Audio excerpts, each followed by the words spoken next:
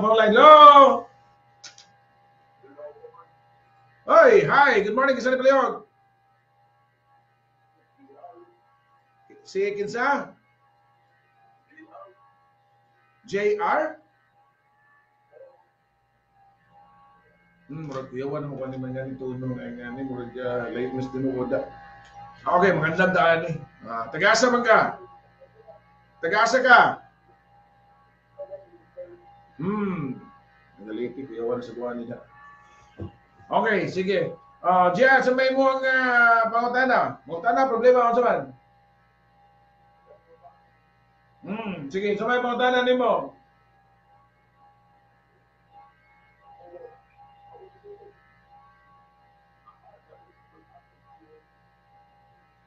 Ha?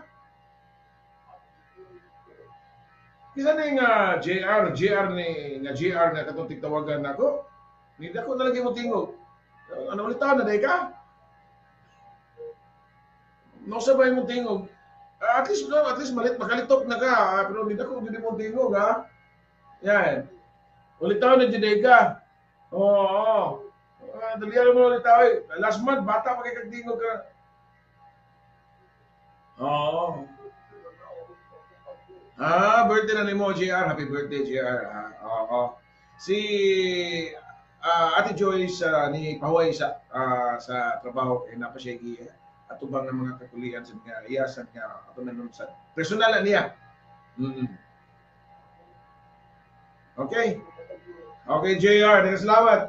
At least JR, I'm happy for you nga ni mature na imong tingog ka. Di ka man nakabantay mo manawag sa una. Yan. At least, oo. Sige, JR. Happy birthday tomorrow. Okay, sige. God bless. Bye-bye.